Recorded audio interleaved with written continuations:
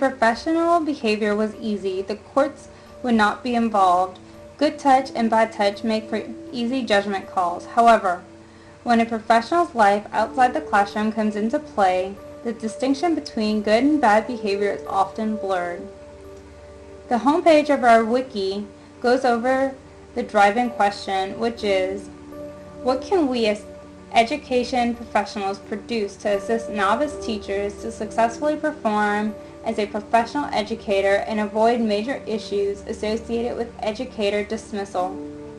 It also goes over our goals, learning objectives that will be taught in the presentation, standards addressed, and materials that will be needed by the teachers for the presentation.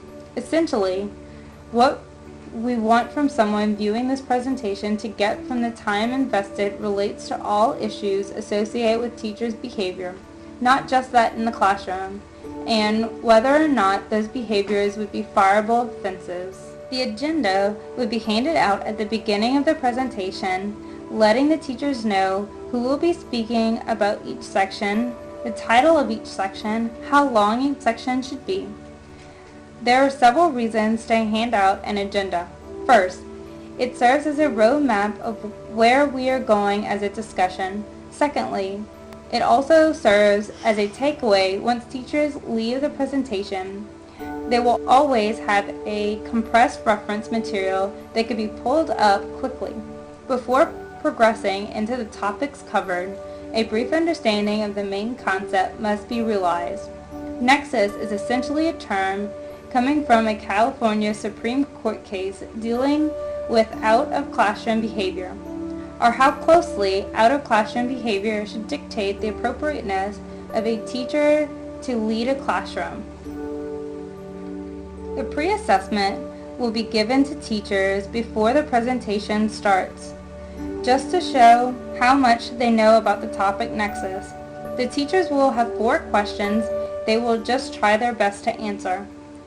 These questions were selected both as general knowledge and as a means of foreshadowing where this discussion was going to go.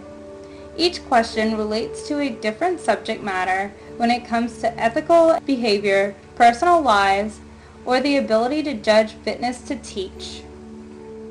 This handout will be given to the teachers before the presentation of the slideshow. The handout is just an overview of what is to come in the slides.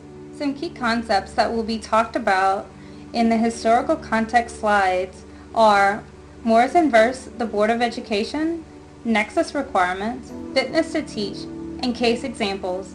These concepts will help teachers have a better understanding of exactly how Nexus works. The word search activity just gives teachers a break from listening and also gives them a chance to find some key concepts that we had just gone over from the historical context slides. The crossword puzzle is a little bit more challenging because it makes the teachers really think back on what they learned in each slide and have to recall some important facts from those slides.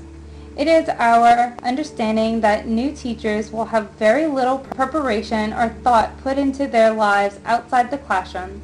This activity is meant to offer key words or terms that will help them as they progress through their first years in the classroom.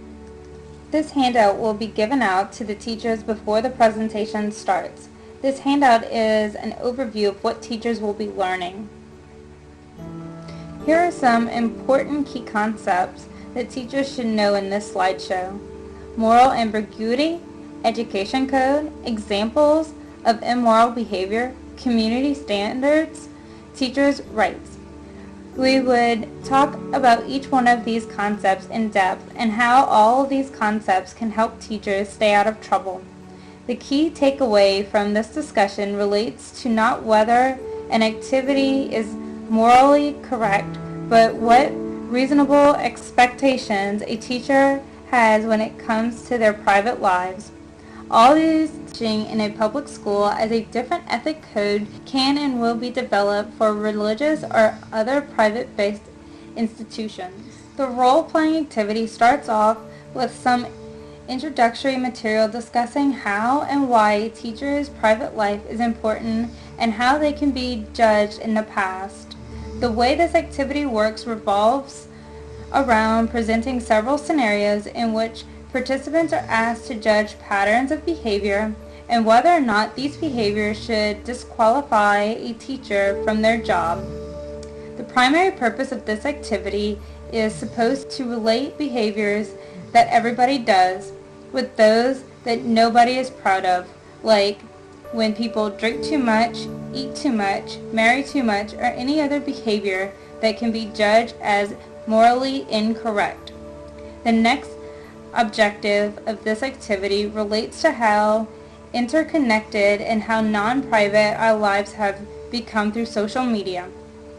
Twitter, Facebook, and Instagram all offer unprecedented access into the private lives of everybody choosing to use these services, including teachers.